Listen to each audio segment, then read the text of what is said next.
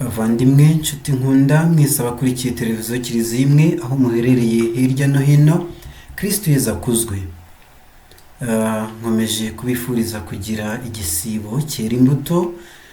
Muri iki gihe cy'igisibo ndagira ngo dukomeze kuzirikana ububabare bwa Nyagasani, uko Kiliziya umubyeyi wacu iba yabuduteguriye. Muri iki kiganiro turaza kwibanda ku bubabare uko bwanditswe na mutagatifu, ububabare bw'umwami wacu Yezu Kristo uko bwanditswe na Matayo intumwa. Turaza kubureba uko bwanditswe na mutagatifu Matayo. Ni ububabare dusanga mu ivanjiri ntagatifu uko yanditswe na mutagatifu Matayo, umutwe wa 26, duhera ku murongo waho wa 36, tukarundura uwo mutwe tukawurangiza wa 26. Kiliziya rero itwibutsa ko muri iki gihe cy'igisibo hari ibintu tuba tugomba kwitaho. Mbere na mbere gusenga, kwicuza no gufasha. Gufasha ni ibintu rero Kiliziya idukangurira muri iyi minsi y'igisibo. Nk'umukristo rero ni urwo rugendo, uko twibuka urugendo Yezu yakoze, inzira y'umusaraba. Ubundi inzira y'umusaraba ntabwo ari iriya dukora ku wa gatanu gusa mutagatifu, cyangwa se izindi dukora mu buzima busanzwe, ahubwo ni ukwitoza urwo rugendo nk'umukristo, urugendo Yezu yanyuzemo, natwe tukaruzana mu buzima bwacu, twuzuza ibyo yaziraga. Yagiraga ngo urukundo rwogere, arutsindishe ikibi. Natwe rero nicyo cyakaturanze. Muri iki gihe cy'igisibo rero tuba dukwiye kurangwa n'iyo myitozo, dukora urwo rugendo, iyo nzira y'umusaraba, yo kwigomwa byinshi bishobora kutubera imbarutso yo kujya kure y'Imana, ahubwo tukabyima amatwi tukumva ijwi ry'Imana. Bavandimwe rero, reka ntatinze mbareke dukurikire ububabare uko buririmbwa. Abafite kuzaburirimba mu minsi itandukanye bashobora kubwigira hano mu buryo bworoshye, kandi tuburirimbe tuzirikana icyo Yezu koko yazize ibyaha byacu. Ntitubyange, kuko uko tubikunda niko tumusubiza ku musaraba. Reka dukurikire ububabare uko bwanditswe na Matayo. Ububabare bw'umwami wacu Yezu Kristo uko bwanditswe na Matayo. Muri icyo gihe nuko Yezu ajyana n'abantu hitwa Getsemani, maze abwira abigishwa be ati: nimube mwicaye aha, umwanya ngiye hariya gusenga. Ajyana na Petero na bene Zebedeyi bombi, atangira kugira agahinda n'ishavu. Nuko arababwira ati: umutima wanjye ufite ishavu byo gupfa. Nimuguma aha kandi mube maso hamwe nanjye. hanyuma yigira imbere gato, agwa yubitse amaso, asenga agira ati: Data, niba bishoboka, iyi nkongoro ice kure yanjye, nyamara ntibibe uko njye nshaka, ahubwo bibe uko wowe ushaka. Agaruka kureba abigishwa be, maze asanga basinziriye, nuko abwira Petero ati: Nibyo byawe, ntiwashoboye kuba maso hamwe nanjye isaha imwe. Nimube maso kandi mwambaze, kugira ngo mutaza kugwa mu gishuko. Umutima w'umuntu uharanira ibyiza, naho umubiri we ugira intege nke. Arongera ajya kwambaza ubwa kabiri ati: Data, niba iyi nkongoro idashobora guhita ntayinyoyeho, icyo ushaka nigikorwe.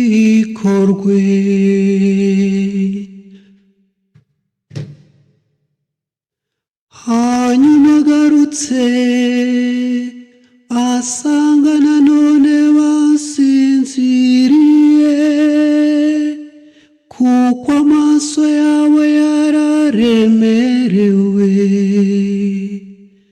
Arabihorera,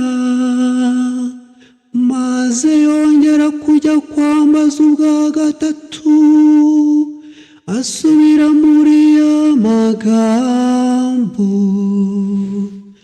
Hanyuma asanga abigishwa be, arababwira ati: Noneho nimusinzire, muruhuke, dore isaha irageze, Umwana w'umuntu agiye gushyirwa mu maboko y'abanyabyaha. Nimuhaguruke tugende, dore untanga ari hafi. Akivuga ibyo, Yuda umwe muri ba 12 atunguka, aherekejwe n'abantu benshi, bitwaje n'inkota n'ibibando, boherejwe n'abatware n'abaherezabitambo n'abakuru b'umuryango.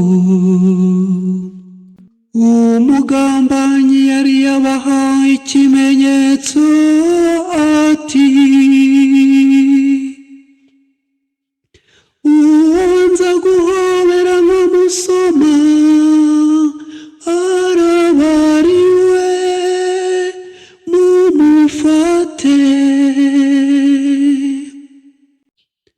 Maze ako kanya yegera Yesu,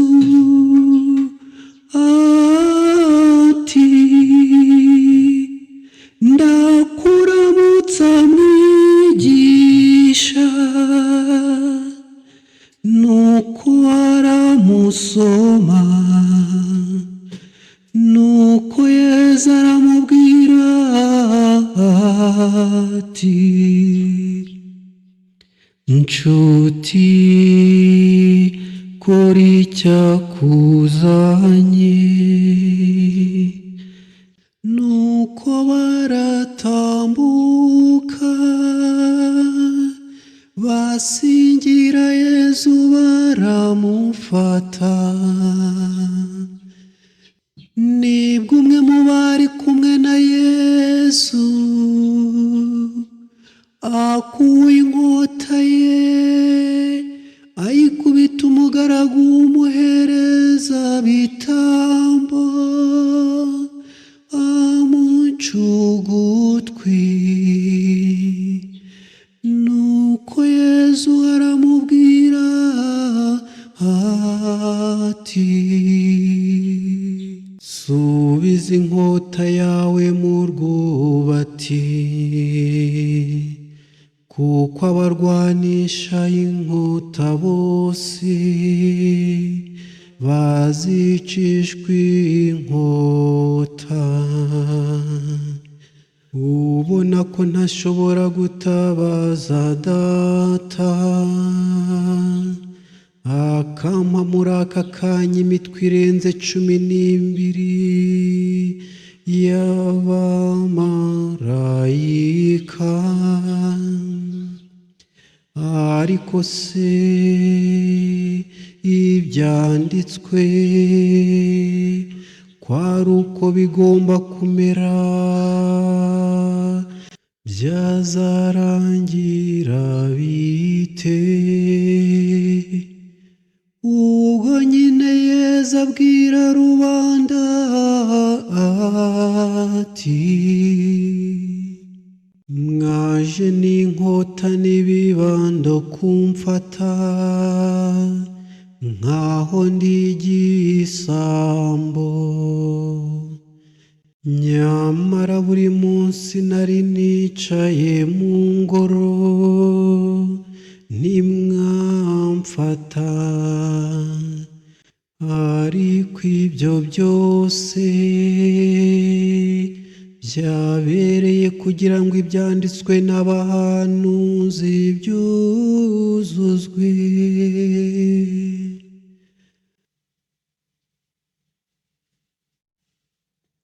Nuko abigishwa baramutererana bose barahunga. Abari bafashe Yesu bamujyana kwa Kayifa umuherezabitambo, aho abigisha amategeko n'abakuru b'umuryango bari bateraniye.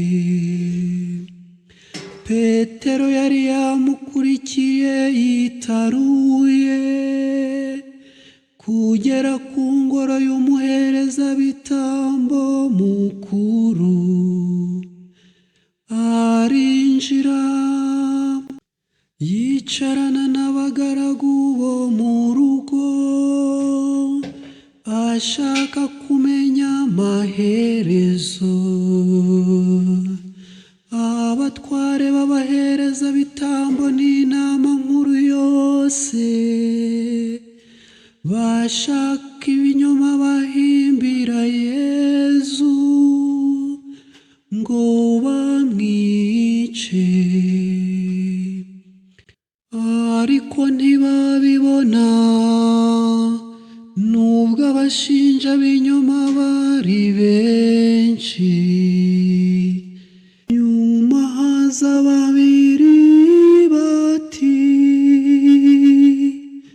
uyu muntu yaravuze ati, nshobora gusenya ingoro y'Imana maze nkongera kuyubaka mu minsi 3. Nuko umuherezabitambo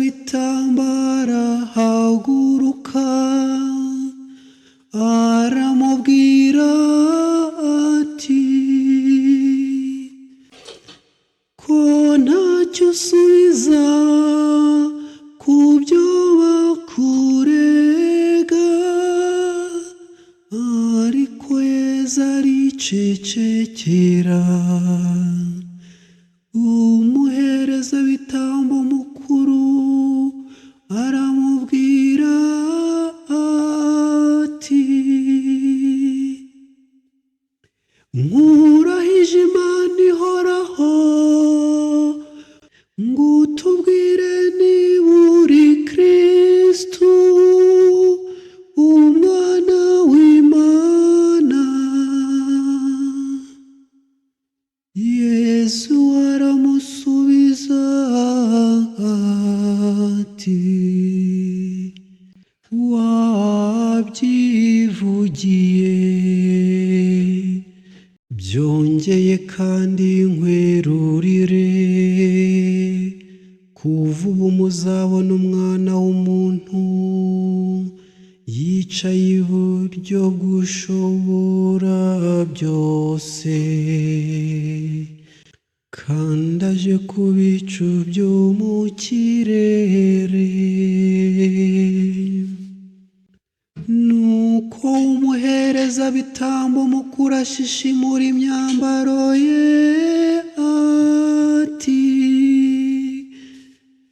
atutse Imana, abagabo turacyabakeneyeho iki?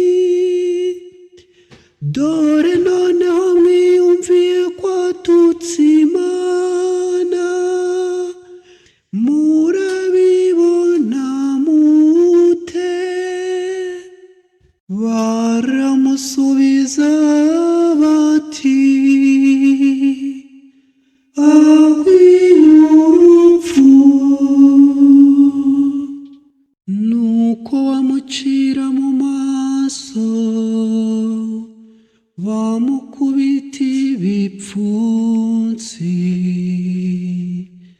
abandi bakamukubita inshyi, bavuga bati, umva kuri Kristo, duhanurire nidugukubise. Naho ubwo Petero yari yicaye hanze mu rugo, umuja aregera aramubwira ati, nawe wari kumwe na Yesu Umunyagalileya. Ariko warahakana imbere ya bose ati, sinumva icyo ushaka kuvuga. Igihe yerekeye ku irembo, undi muja aramubona,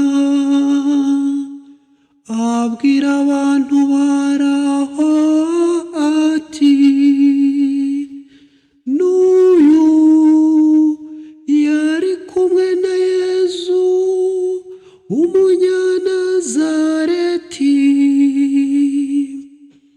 Nuko yongera kubihakanisha indahiro ati, sinzi uwo muntu. Bimaze nk'akanya,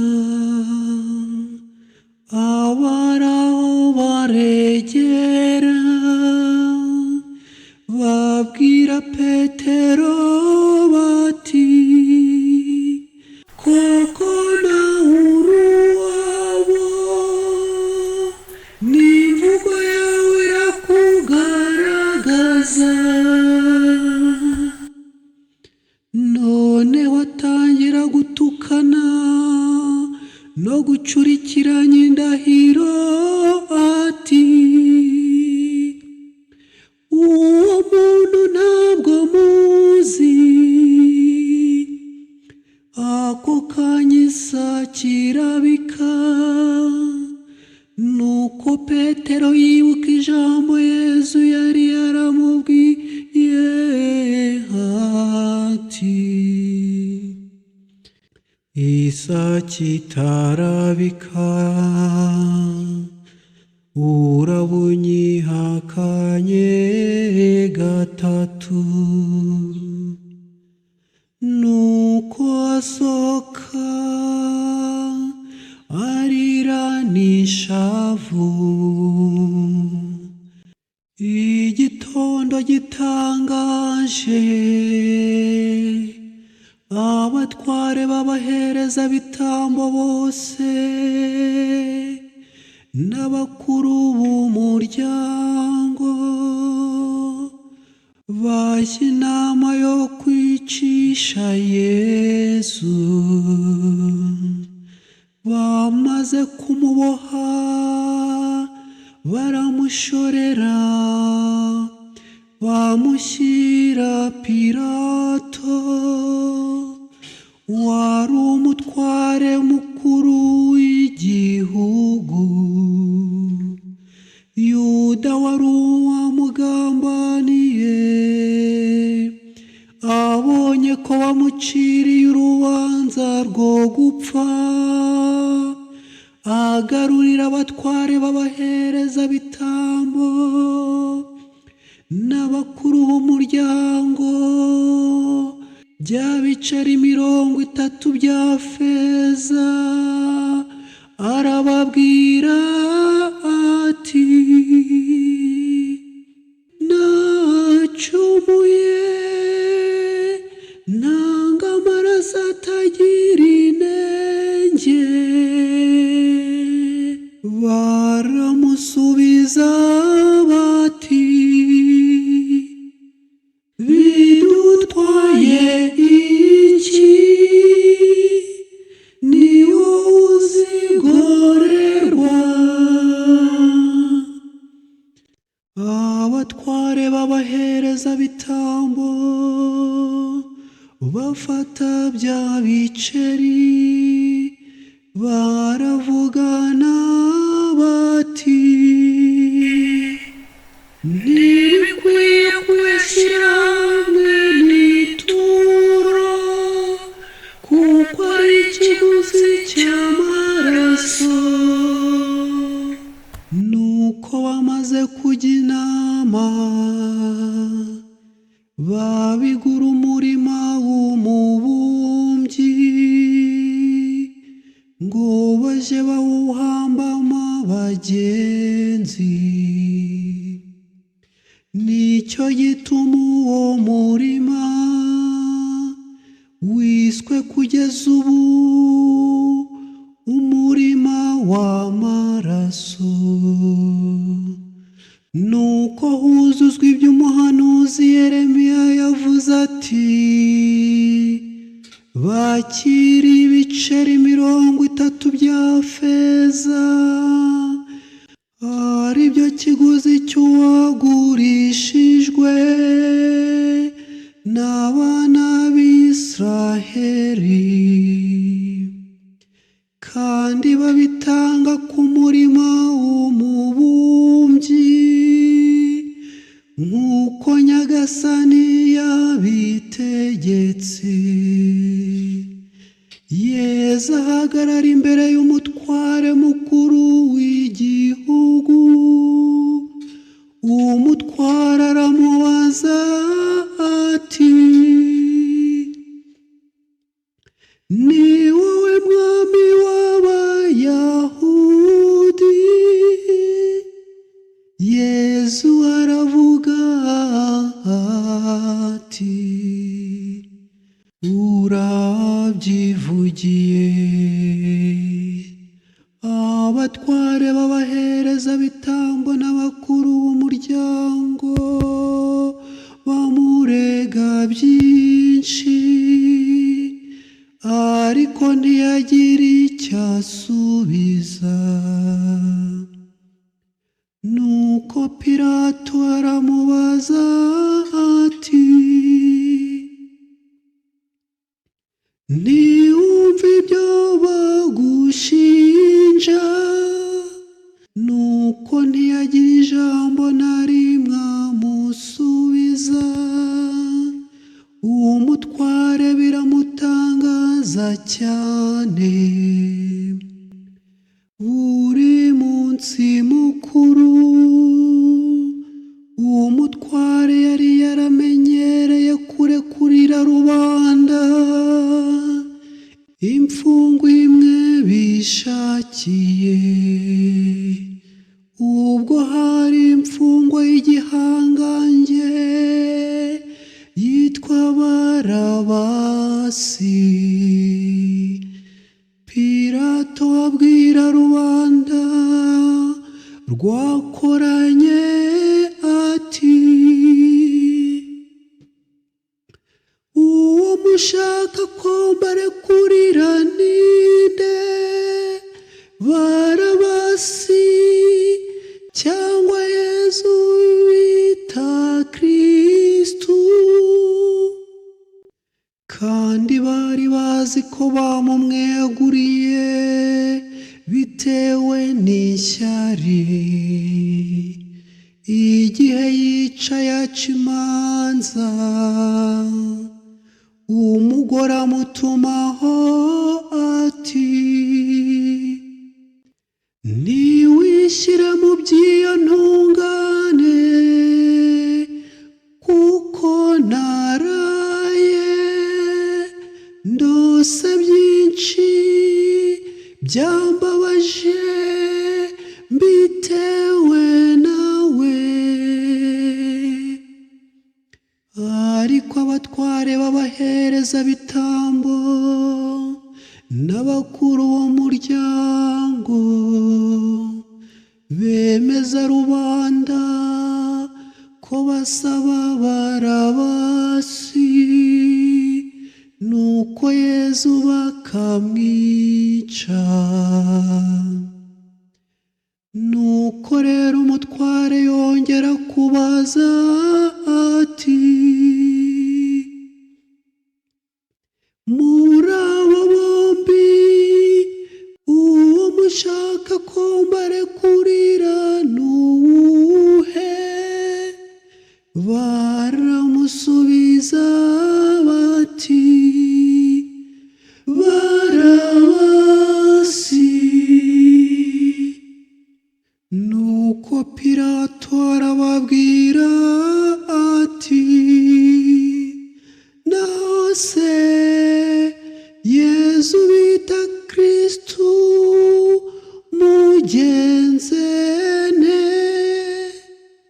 Bose barasubiza bati,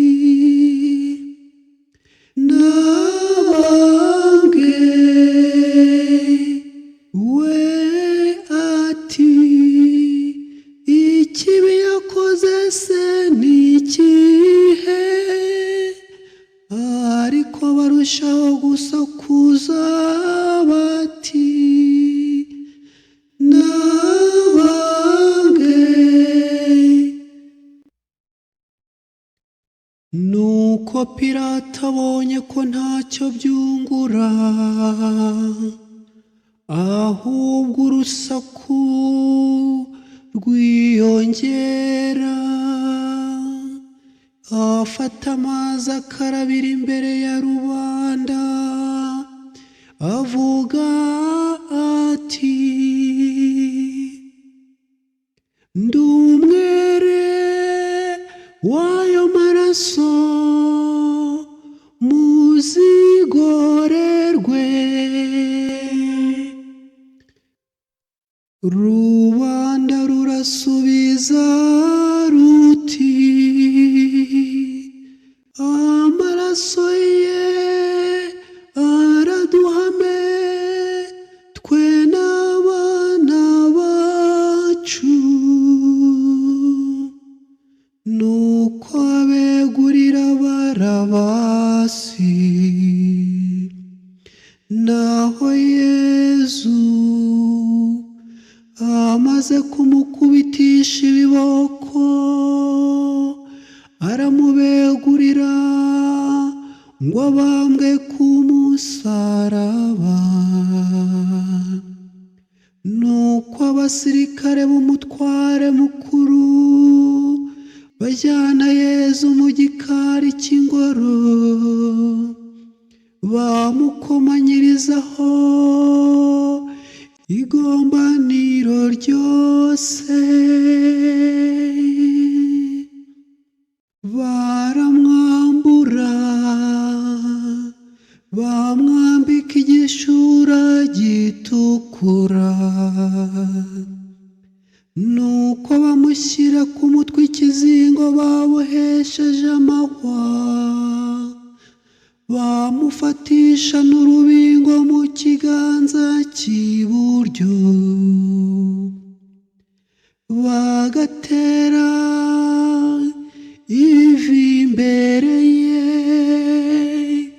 bakamushungera bavuga bati, turakuramya mwami w'abayahudi. Nuko bakamuvundereza amacandwe, bagafata rwa rubingo bakarumukubitisha mu mutwe, bamaze kumukwena bamwambura igishura, bamwambika imyambaro ye, bamujyana kumubamba. Basohotse bahura n'umunyasireni witwa Simoni, bamuhatira gutwara umusaraba wa Yesu. Bageze ahantu hitwa Gorogota, bikavuga ku Kibihanga, bamuha divayi ivanze n'indurwengwanywe, asomyeho yanga kuyinywa. Bamaze kumubamba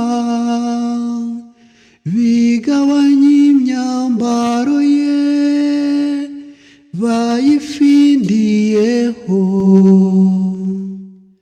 nuko bicaraho baramurinda, hejuru y'umutwe we bahashyira urubaho rwanditseho icyo yazize, ngo uyu ni Yesu umwami w'abayahudi. Nuko abambuzi babiri babambanywe nawe, umwe iburyo undi ibumoso, abahisi bakabatuka bazunguza umutwe, bavuga bati,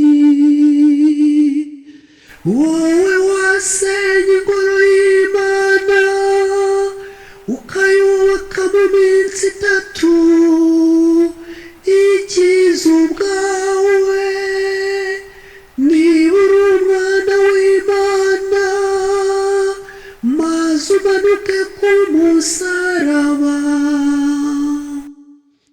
Abatware b'abaherezabitambo nabo bakamuseka, n'abigisha amategeko n'abakuru b'umuryango bati,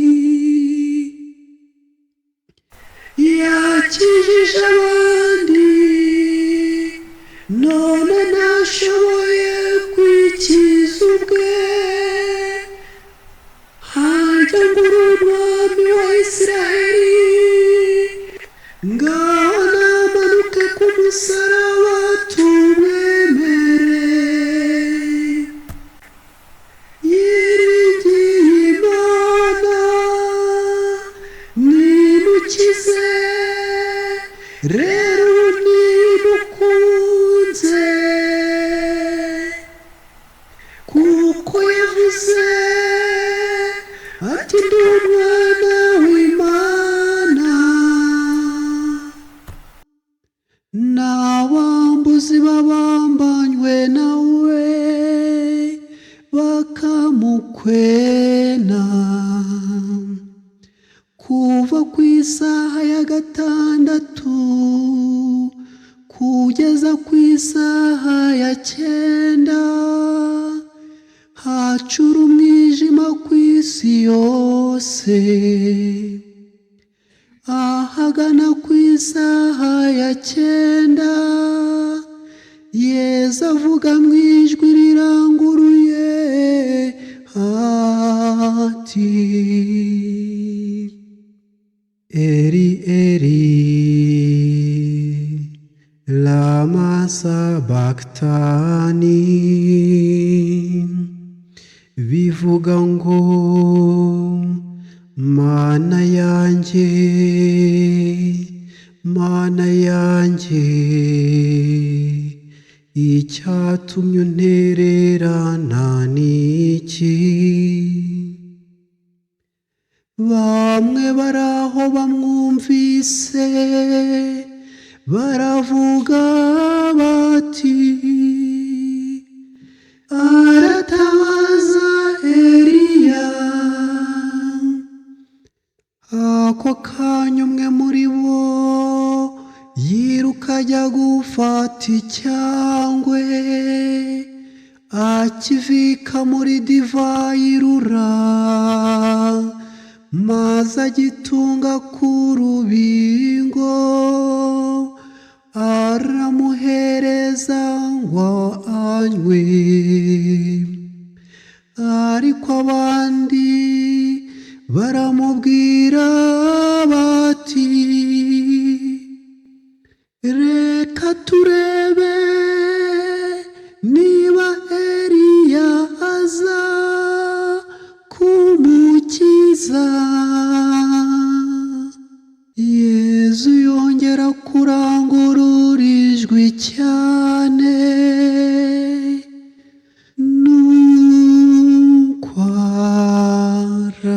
araca. Nibwo umubambiko mu ngoro utanyutsemo kabiri kuva hejuru kugeza hasi. Isi ihinda umushyitsi,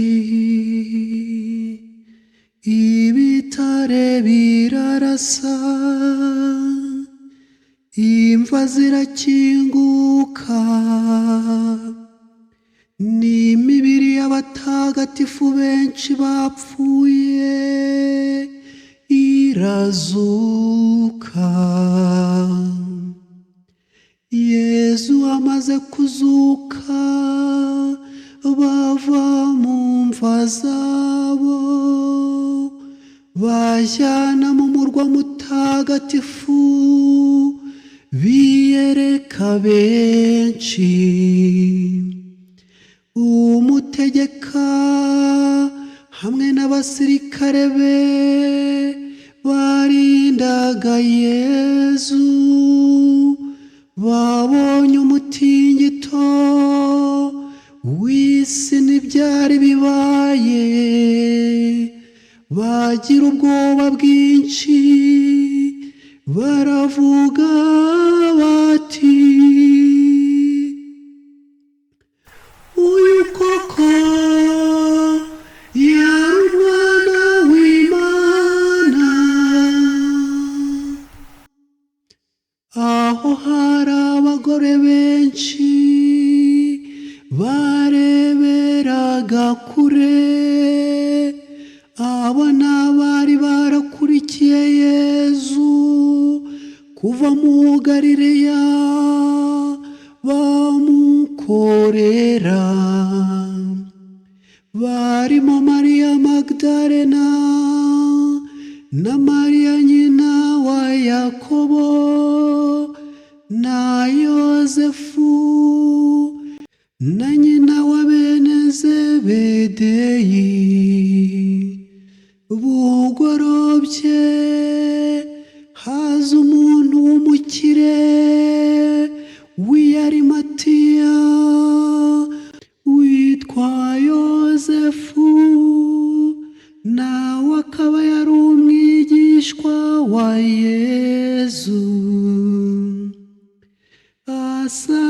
Pilato amusaba umurambo wa Yesu.